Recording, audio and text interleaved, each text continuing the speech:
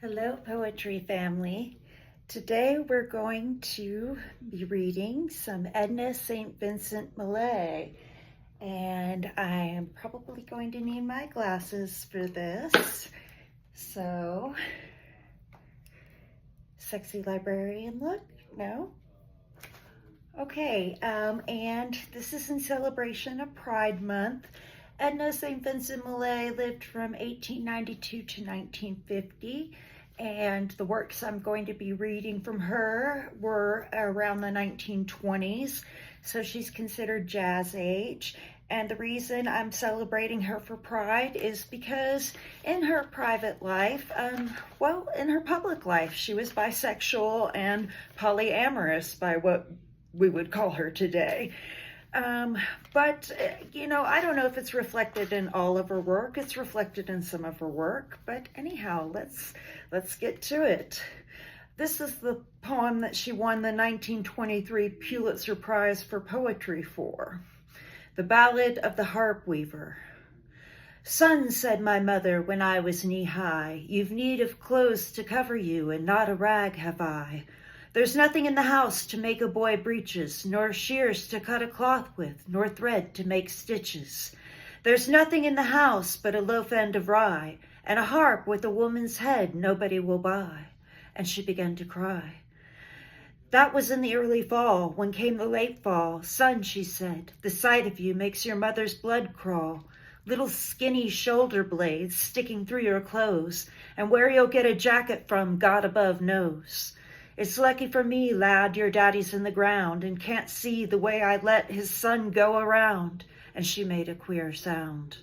That was in the late fall when the winter came. I'd not a pair of breeches nor a shirt to my name. I couldn't go to school or out of doors to play, and all the other little boys passed our way. "Son," said mother, "come climb into my lap, and I'll chafe your little bones while you take a nap." And oh, but we were silly for a half hour or more, me with my long legs dragging on the floor, a rocking to a Mother Goose rhyme. Oh, but we were happy for a half hour's time. But there was I, a great boy, and what would folks say to hear my mother singing me to sleep all day in such a daft way? Men say the winter was bad that year, fuel was scarce and food was dear. A wind with a wolf's head howled about our door, and we burned up the chairs and sat upon the floor. All that was left us was a chair we couldn't break, and the harp with a woman's head nobody would take for song or pity's sake. The night before Christmas I cried with the cold. I cried myself to sleep like a 2-year-old. And in the deep night I felt my mother rise and stare down upon me with love in her eyes. I saw my mother sitting on the one good chair, a light falling on her from I couldn't tell where, looking 19 and not a day older, and the harp with a woman's head leaned against her shoulder. Her thin fingers moving in the thin tall strings were weaving wonderful things. Many bright threads from where I couldn't see were running through the harp strings rapidly. And gold threads whistling through my mother's hand, I saw the web grow and the pattern expand. She wove a child's jacket, and when it was done, she laid it on the floor and wove another one. She wove a red cloak so regal to see. She made it for a king's son, and I said, not for me, but I knew it was for me. She wove a pair of breeches quicker than that. She wove a pair of boots and a little cocked hat. She wove a pair of mittens, she wove a little blouse. She wove all night in the still cold house. She sang as she worked, and the harp strings spoke. Her voice never faltered, and the thread never broke. And when I awoke, there sat my mother with the harp against her shoulder, looking 19 and not a day older. A smile about her lips, and a light about her head, and her hand in the harp strings, frozen dead. And piled up beside her and toppling to the skies were the clothes of a king's son, just my size. Pretty impressive poem, worthy of the Pulitzer Prize. I'll leave that to you. She used classical forms, and that wasn't popular at her time. So some criticized her for it, for being classical and using the forms, and she loved sonnets. So this one is from 8 sonnets.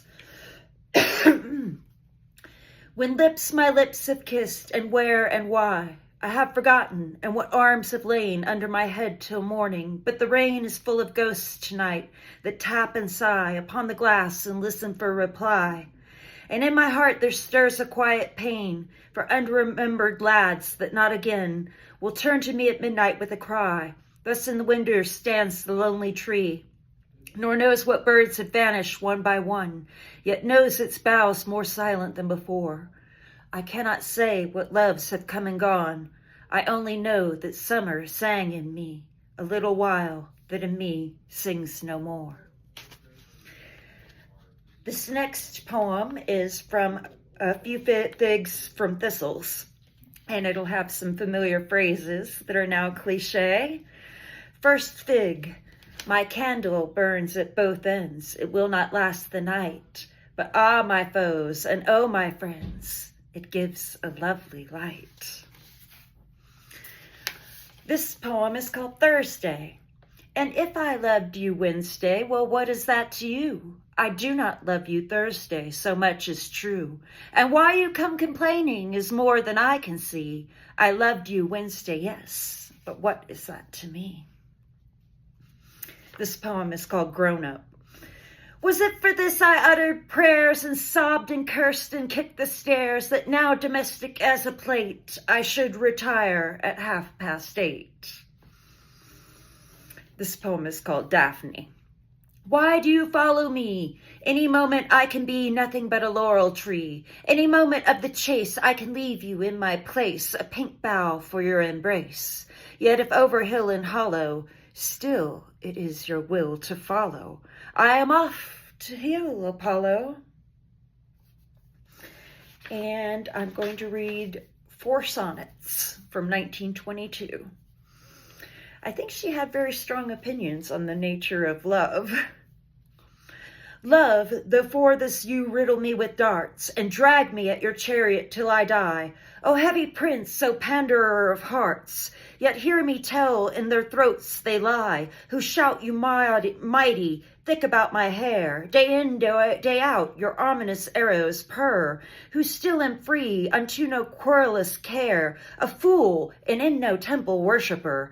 I, that have bared me to your quiver's fire, lifted my face into its puny rain, do wreath you impotent to evoke desire, as you are powerless to elicit pain. Now will the god for blasphemy so brave punish me surely with the shaft I crave. 2.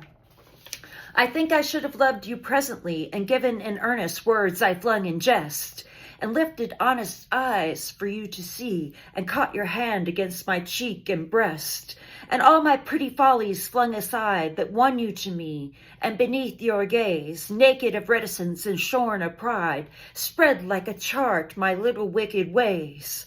I, that had been to you, had you remained, but one more waking from a recurrent dream, cherish no less the certain stakes I gained, and walk your memory's halls austere, supreme, a ghost in marble of a girl you knew, who would have loved you in a day or two. 3. Oh, think not I am faithful to a vow. Faithless am I, save to love's self alone. Were you not lovely, I would leave you now. After the feet of beauty fly my own. Were you not still my hunger's rarest food, and water ever to my wildest thirst? I would desert you, think not but I would, and seek another as I sought you first. But you are mobile as the veering air, and all your charms more changeful than the tide. Wherefore to be inconstant is no care, I have but to continue at your side. So wanton, light, and false, my love, are you. I am most faithless when I am most true. 4. I shall forget you presently, my dear, so make the most of this your little day, your little month, your little half a year, ere I forget, or die, or move away, and we are done forever by and by. I shall forget you, as I said, but now, if you entreat me with your loveliest lie, I will protest you with my favorite vow. I would indeed that love were longer lived, and vows were not so brittle as they are.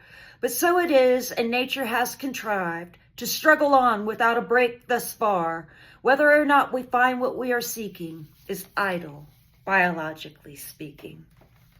I've hoped you enjoyed Edna St. Vincent Millay. Oh, and by the way, she preferred to be called Vincent, so I should have been calling her Vincent this whole time.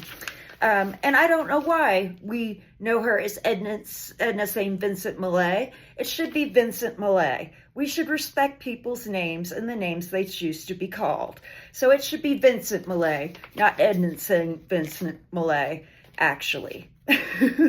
Anyhow, have a great Pride Month. We got one day left to celebrate, and just have a great evening, poetry family. Beautiful humans. I love you. Mwah.